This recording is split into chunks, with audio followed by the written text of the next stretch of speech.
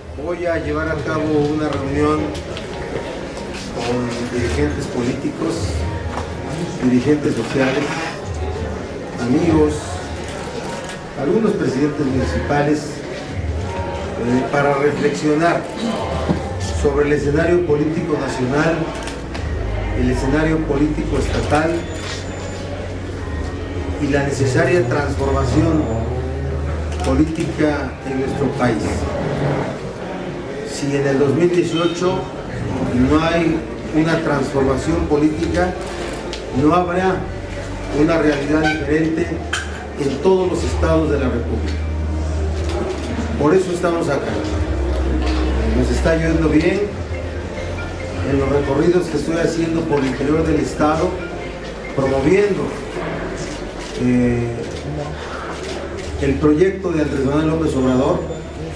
Hay una implantación social muy importante en favor de López Obrador. Estamos convencidos que la sociedad, el pueblo de México, tiene la plena conciencia de que llegó el momento de esta transformación necesaria del país. De eso vengo a reflexionar, de poder encontrar coincidencias con las gentes con las que estoy hablando sobre esta realidad que no satisface a las mexicanas y a los mexicanos. Es lo que voy a llevar a cabo esta reunión como parte de los trabajos de promoción, de divulgación sobre el proyecto de Andrés Manuel López Obrador. No es una reunión de Morena, no es una reunión del Partido de Regeneración Nacional, no es una reunión de organización de Morena, no. Yo soy muy respetuoso de lo que Morena está haciendo como partido político. Para mí es un partido político que ha sido muy exitoso en todo el país y en Puebla en particular. Yo sabré sumarme a muchas actividades que Morena está llevando a cabo, pero el proyecto de Andrés Manuel López Obrador requiere la incorporación de sectores sociales muy importantes. Requiere que la sociedad en su conjunto se vea vinculada con la transformación del país. Así es que lo digo de manera muy clara para que no se confunda y no se piense que yo vengo a hacer por Morena cosas que Morena está haciendo de manera muy correcta. Es lo que vamos a llevar a cabo esta reunión de hoy. Quiero pronunciarme también esta mañana mostrando mi rechazo, mi repudio por la ejecución, el asesinato de Mesli Sarabia, dejarle a su familia un abrazo solidario y decirle que vamos a estar de su lado para que se esclarezcan los hechos. Para nosotros, la seguridad pública en nuestro estado es un asunto que se le está yendo de las manos al gobierno de Antonio Gali Fayad. Es un asunto, ya vemos a un estado que no tiene capacidad de respuesta para resolver los asuntos de violencia. La inseguridad ya llegó a niveles nunca podidos, o sea, que pudiéramos haber pensado que pudiera tenerse en Puebla. Los delitos cotidianos de la vida cotidiana, pero este asesinato ejecutado por sicarios habla de la presencia de bandas criminales, de crimen organizado, y eso es inadmisible. Pedimos la revisión de todos los esquemas de seguridad pública en el estado.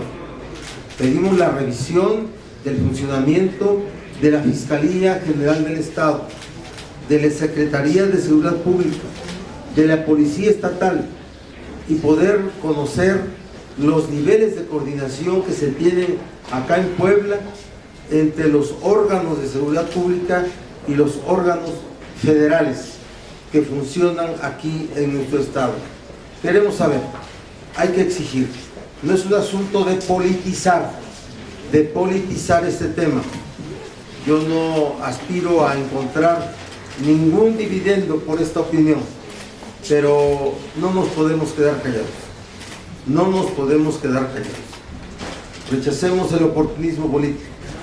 Rechacemos esa forma de poder tomar posición en cualquier tema para hacerlo escandaloso. No, es escandalosa ya la realidad que en nuestro estado existe sobre el asunto de la seguridad de las personas.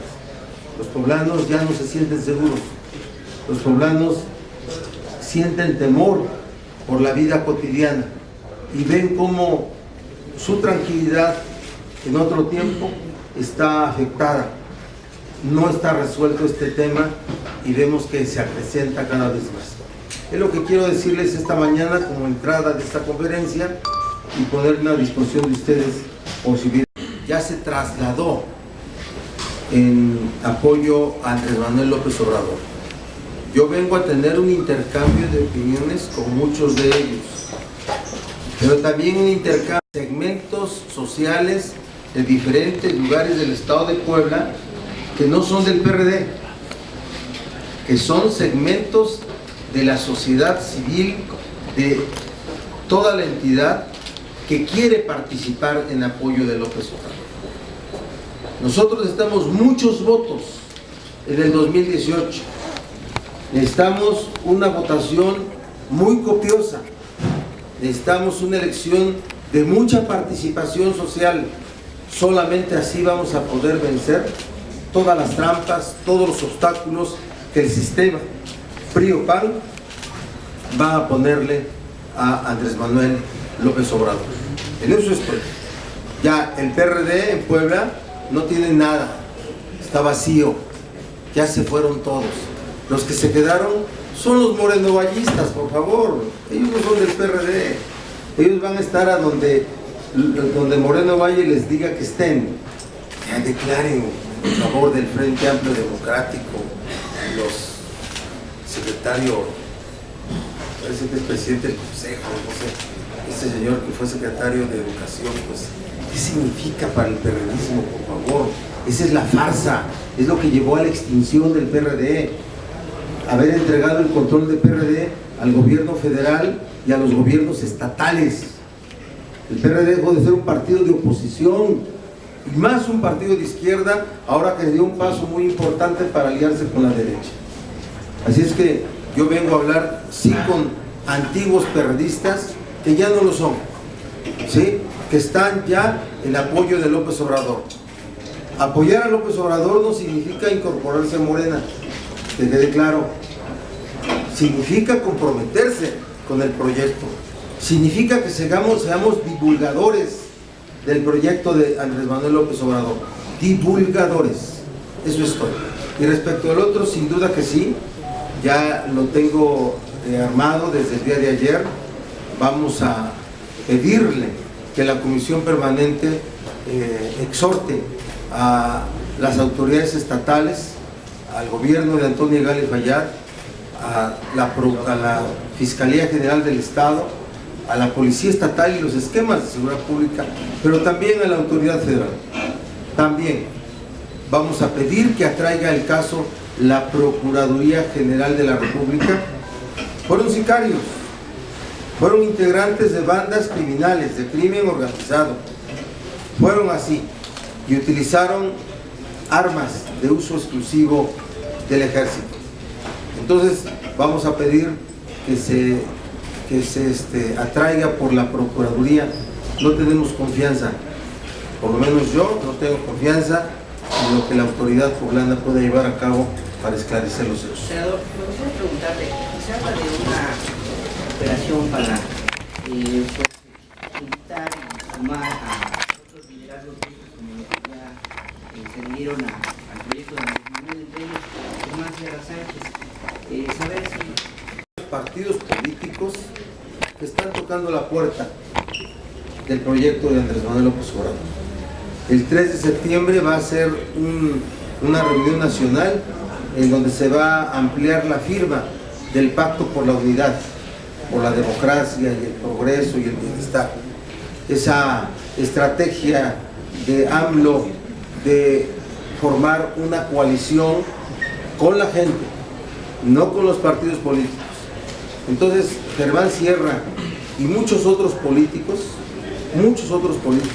sin duda, que pueden tener los acercamientos con quien define este tipo de cercanías para poder llegar a participar. Aquí la transformación del país, el cambio verdadero en el 2018 se va a alcanzar solo con la participación de todos los segmentos sociales. La llegada de políticos sin duda que sirve, pero también, y puede servir más, la llegada de la gente, esos que se vuelven promotores casa por casa, que tocan la puerta de sus vecinos, de sus amigos, de sus compadres, de todos, y desde el día de la jornada invitan a votar. Pero claro que sí, las puertas abiertas para apoyar a López Obrador están eso. Senador, ¿qué opinas de la inclusión de Pablo Gómez, un líder histórico de la izquierda del PRD? Por el mismo detalle que a ti, por haber firmado el acuerdo. No, mira, yo dejé vacunada esa parte. Ya no se va a atrever el PRD a expulsar a nadie. Conmigo quedaron, ya quedaron satisfechos, pues. O sea, ese error que hicieron de, a mí no me expulsaron, yo renuncié, pero de contestarme, decirme, todo eso me encantó a mí. Por cierto, sirvió, ¿sí? Y ahora no quieren ya más escándalos. Así es que, ojalá, y yo hablé con Pablo y Pablo quiere que lo expulse. Senador, preguntarte también su opinión acerca de que sea Luis Maldonado uno de los promotores de este frente, sobre todo porque ustedes han señalado que estamos formando el padrón del PRD cubano. Mira, el PRD a nivel nacional podría ser obligado a llevar a cabo un proceso renovatorio de sus órganos de dirección y representación. Hablo de consejos municipales, estatales, Consejo Nacional y congresos en los diferentes niveles. Para eso falsificaron e inflaron el padrón de militantes en todo el país, la corriente nueva izquierda, con pseudo perredistas como Luis Maldonado. Aquí en Puebla metieron 200,000 afiliados. Imagínense, el PRD en la última elección sacó 60 y tantos mil votantes, ya tiene 250,000 afiliados y más. De verdad que sí es algo de evidente simulación y farsa. Así es que con ese mismo comportamiento se van a seguir comportando. Bueno, ¿quién de acá en Puebla va a oponerse al FAR? O sea, ¿cuál es la labor política que va a llevar a cabo Luis Maldonado acá? ¿Controlan al PAN? ¿Sí? ¿Y controlan al PRD? Luis Maldonado piensa en sus sueños más húmedos, digo porque debe tenerlos, ¿no?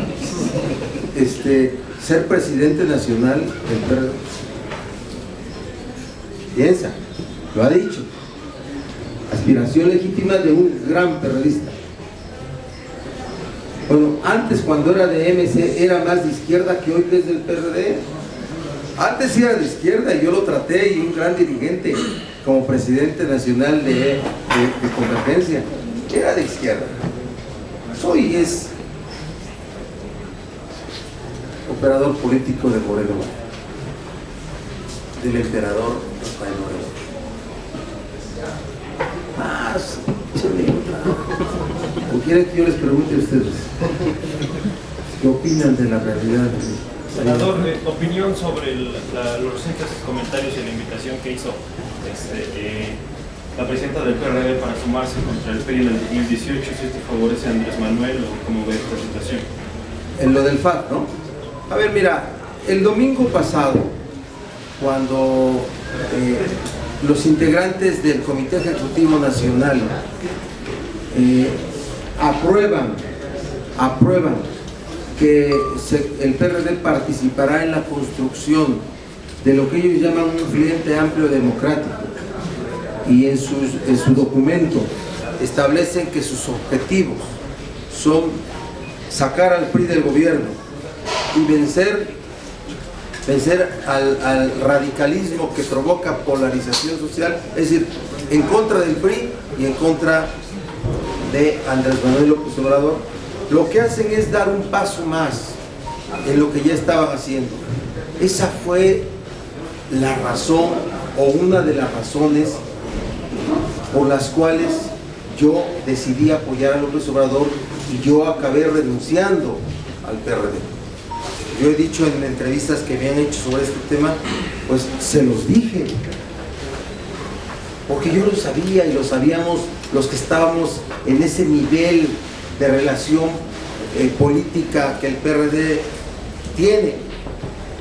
Entonces sabía yo de un conjunto de hechos que estaban ocurriendo y que tenían ese propósito. En el PRD la prioridad es que López Obrador no sea presidente de México. Se mueren de miedo de que llegue a serlo. Y tienen dos rutas.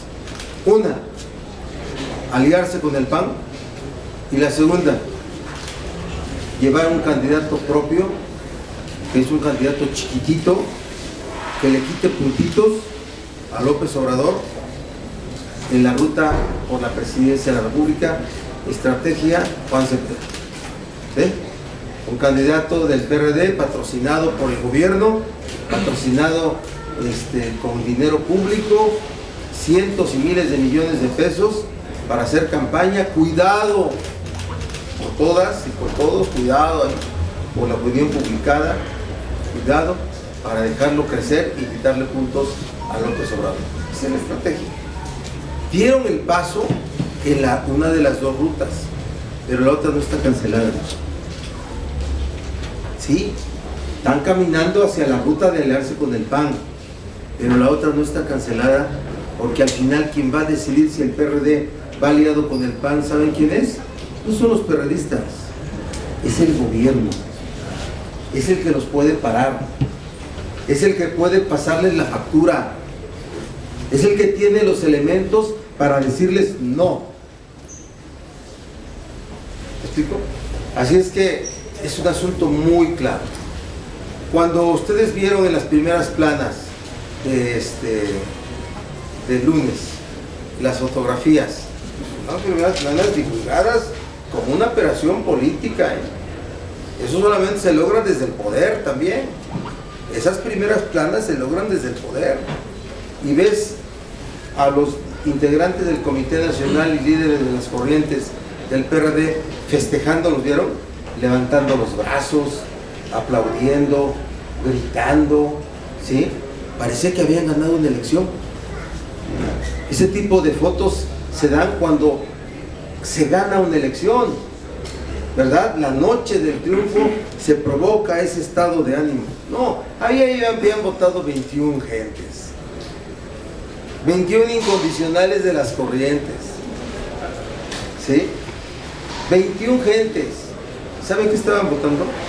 ¿Saben qué estaban festejando? La muerte del PRD. La muerte como partido de oposición y como partido de izquierda.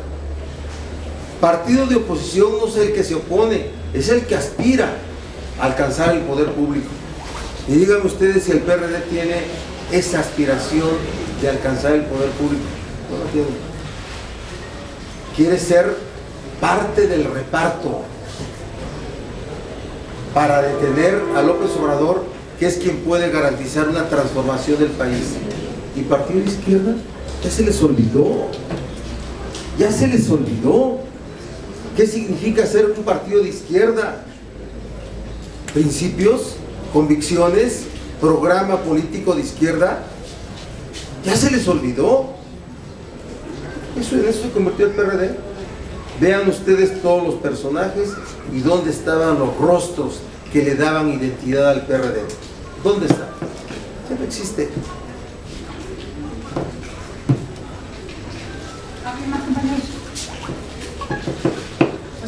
Gracias. Pueden aplaudir.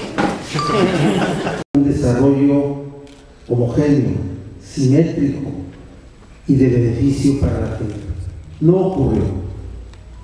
Esas privatizaciones de la empresa pública se llevaron a cabo con una afectación, corrupción, y generaron beneficios particulares a los hombres del poder, a los círculos del poder. A eso se agrega que nuestro país, una economía en el continente americano, con un territorio vecino de 3.000 kilómetros de frontera con el país más poderoso del mundo, pero con una frontera en el sur de países de desarrollo muy limitado, con un modelo económico mundial que tiene como propósito extraer la riqueza de los países a través de diferentes métodos, con una mundialización de la economía. ¿A qué me refiero con mundialización? A la dependencia que cada país tiene del resto de las economías del mundo y a la determinación que se hace desde otros países de muchas de las decisiones que tienen que tomarse acá en México o en otros países. Eso condiciona también el desarrollo en nuestro país, y lo condiciona más porque si tenemos gobiernos que no ejercen la autonomía que debe tener un país, la soberanía para poder ejercer el poder público, hace que el destino del país esté sujeto a estrategias de otros países. La pobreza es una realidad que lacera a todo nuestro México. 120 millones de habitantes, 60 millones, más de 60 millones de población con diferentes índices de pobreza, desde la pobreza alimentaria, esa pobreza que lleva a la muerte, no porque haya gente que esté en las calles tiradas sin poder comer, no, sino porque mucha gente en el país no come de manera adecuada y se le provoca un nivel de desnutrición que lo lleva en un proceso a la muerte a través de afectación de diferentes padecimientos. La educación es a la cual se le destina enormes cantidades de dinero, tiene un nivel de los peores del mundo. Una reforma educativa que pretende evolucionar sin hacer una crítica a la reforma educativa que se llevó a cabo, porque en realidad fue una reforma laboral para el segmento de la docencia. Es una reforma educativa que va a dar resultados según propias declaraciones del secretario de Educación después de 10 años. La salud. Tenemos sistemas de salud que, si bien pueden ser amplios para diferentes segmentos asalariados, hablo de servidores públicos, burócratas, el ISSSTE, como trabajadores asalariados no burócratas, el IMSS, hablo del Seguro Popular, hablo de extensiones en sistemas de salud, no llegan a satisfacer la atención médica que las mexicanas y los mexicanos requieren, reclaman. En México no es un asunto de decirlo de manera patética, pero la gente que tiene un padecimiento, 7 de 10 fallece. O porque no tiene la atención médica, o porque no tiene la medicina para poder curarse. Y a esto hablamos nosotros de educación, hablamos de salud, hablamos de un tema que está en la convivencia diaria, el acceso al ejercicio de todos los derechos que una sociedad debe de tener. Son muy limitados, son diferenciados, porque la característica de un México de 120 millones de habitantes, con 60 millones de pobres o de población con diferentes niveles de pobreza, ¿qué significa que es eso? Es una sociedad de desiguales. La característica de nuestra sociedad es la desigualdad. Y la característica de nuestra sociedad es una sociedad de privilegios. Desde los que tienen mucho dinero, son los dueños del país. Esas fantasías, esas sospechas de lo que hablan luego las revistas políticas, que unas veces hablan de la realidad, otras veces la disminuyen y otras veces la exageran, porque así son las revistas. Pues esa parte existe. Existe lo que se llama la plutocracia mexicana. ¿Qué es la plutocracia mexicana? Es la fusión de los políticos y de los ricos. Son los que deciden el destino de México. Son los grandes ricos de México, que son del nivel de ser grandes ricos del mundo, a los que se han hecho tan ricos porque el poder público, es decir, los gobiernos, los han hecho ricos, dándoles negocios, dándoles posesiones, poniéndolos a invertir en los lugares donde va a haber negocio. Esos que cada año reciben la información de parte del gobierno para invertir donde va a haber negocio, o donde exigen que haya apoyo a las áreas empresariales donde ellos están llevando a cabo su trabajo.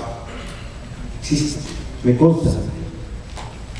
El papel protagónico que me tocó jugar en estos 5 años me permitió testimoniar todo ello.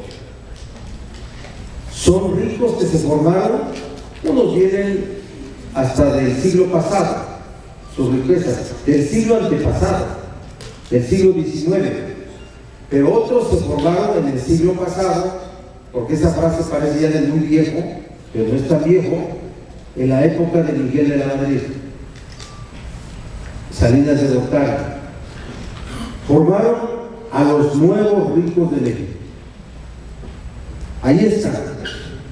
Entonces es una sociedad, la mexicana, que los gobiernos han construido una sociedad de desiguales.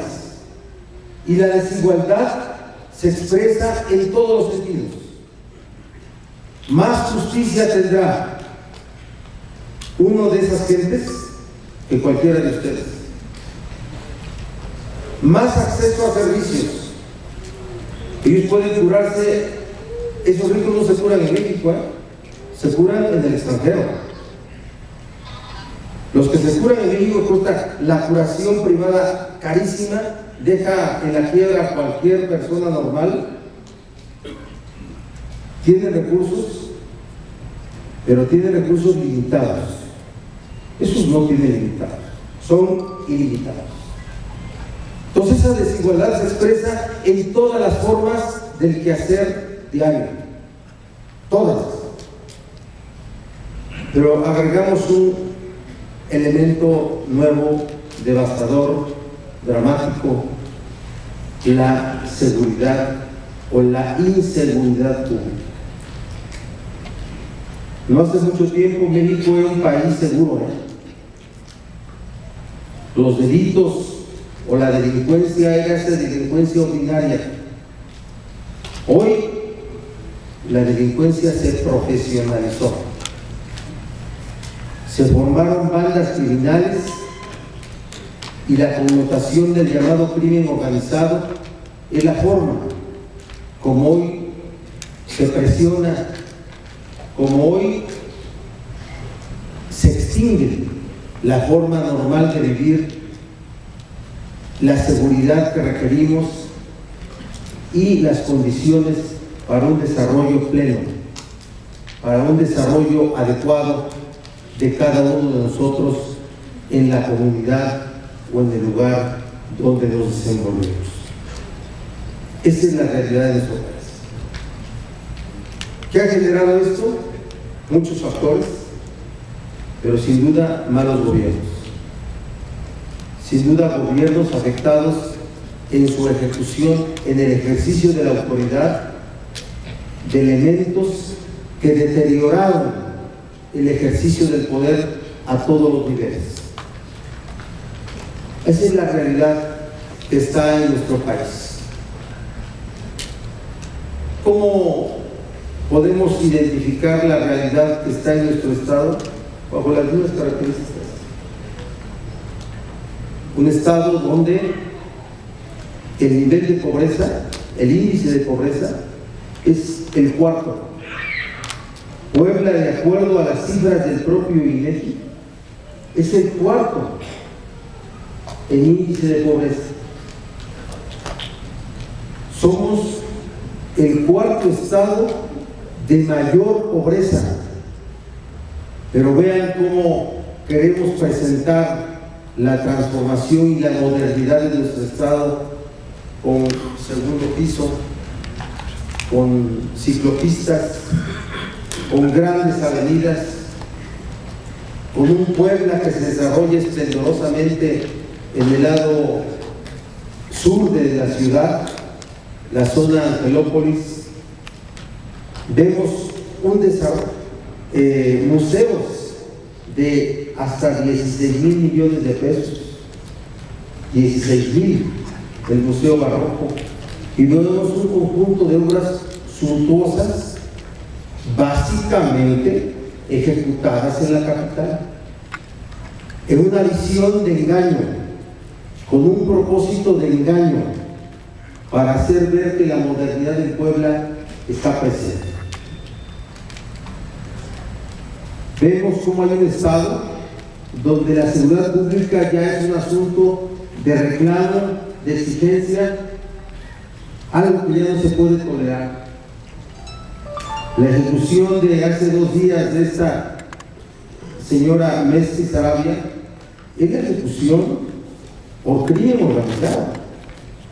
No es un delito ordinario. Los asesinos son sicarios del crimen organizado.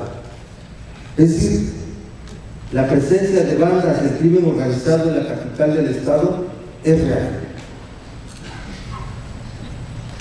Es real. Todos ustedes se duelen de la inseguridad que se vive en sus municipios, en sus comunidades. Todos señalan el involucramiento de muchos niveles de autoridad en estos asuntos. Es ya un asunto insoportable el tema de la seguridad pública en nuestro estado. Y encontramos aquí en nuestro estado el asiento de una nueva forma de crimen organizado, los guachicoleros. A la vista de todos, a lo largo de 80 kilómetros de autopista, de lado y lado, en poblaciones aledañas a la autopista, vimos cómo se permitió el crecimiento de una nueva forma de crimen organizado, los guachicoleros.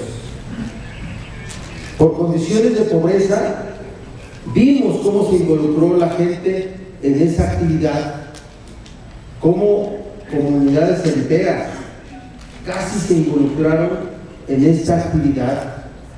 Vimos cómo se deformó la convivencia social. ¿Creen ustedes que haya sido ajeno el gobierno estatal en todo esto? Claro que no. Ellos lo permitieron.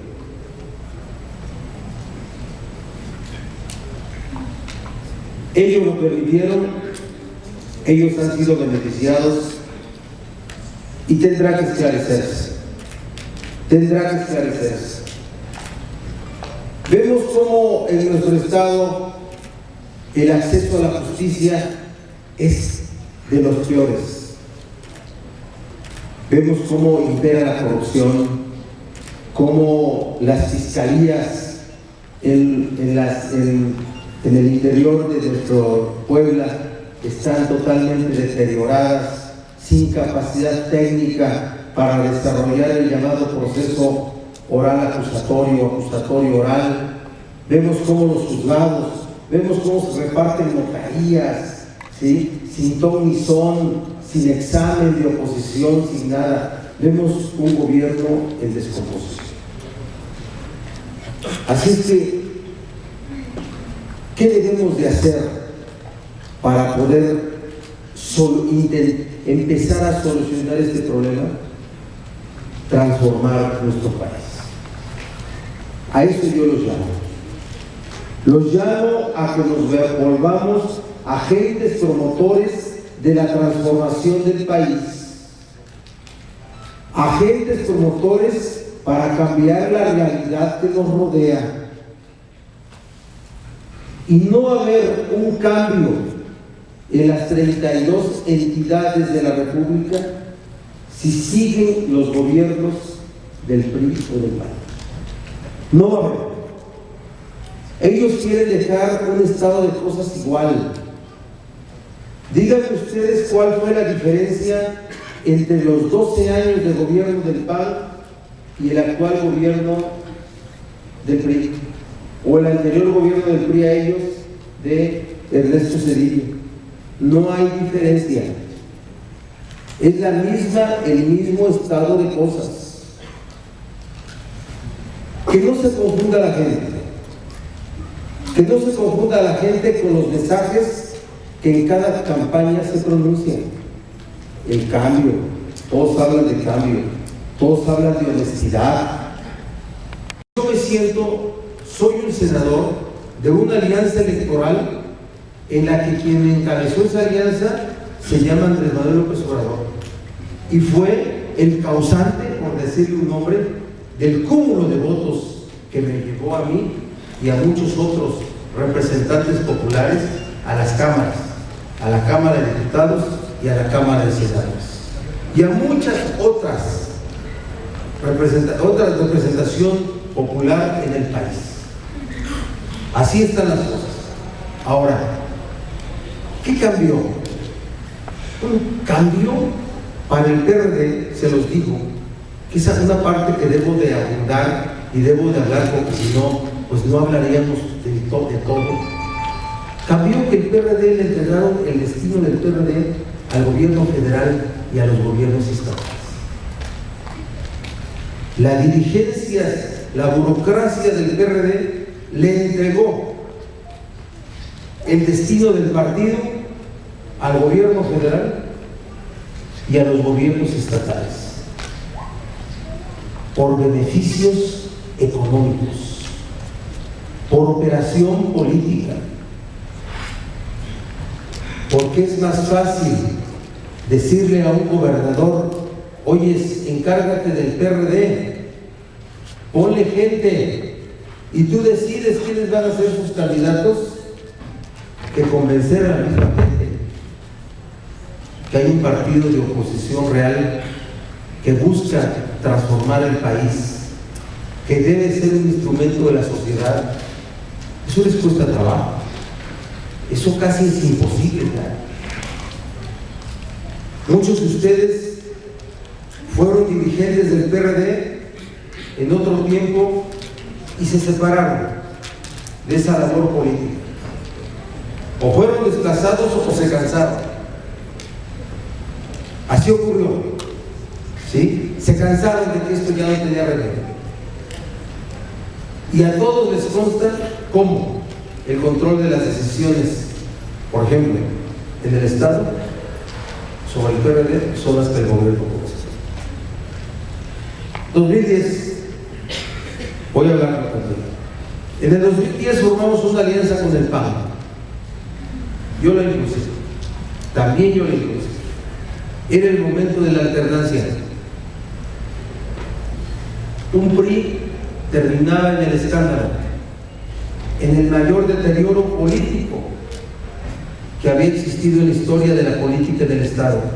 Mario Marín y sus escándalos, enorme corrupción, y era el momento de sacar al PRI del gobierno. No había habido una experiencia en Puebla nunca.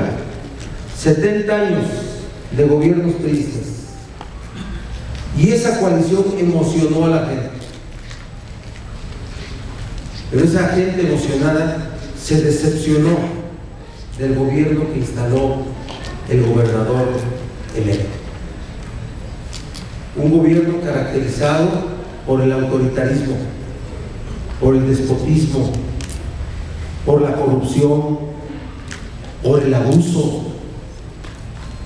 Un gobierno que no tuvo límites, que pretendió, y en parte lo consiguió, ejercer un control sobre la vida social, política, económica, cultural de Puebla, que no dejó libertades, que reprimió la disidencia y que instaló un gobierno de miedo. Y no estoy exagerando. Aquí en Puebla la política todavía se ejerce, más bien en este gobierno se ejerce con miedo. La disidencia, la expresión libre no cabe en Puebla, hay miedo. No podemos soportar eso. Cuando Moreno Valle quiso imponer una segunda coalición para la gubernatura en Puebla, el PRD en el Estado dijo no, y yo los apoyo. Porque esa era mi labor frente al PRD estatal, apoyar lo que aquí se decidía. Y yo los apoyé, y llegamos a la ruptura, al pleito público, a la confrontación. Nosotros no le bajamos la mirada a Moreno Valle, lo podemos enfrentar, y el gobierno que llegue en el 2018, que debe ser un gobierno de Morena, del candidato o candidata de Morena, tiene que meter a la cárcel a Rafael Moreno.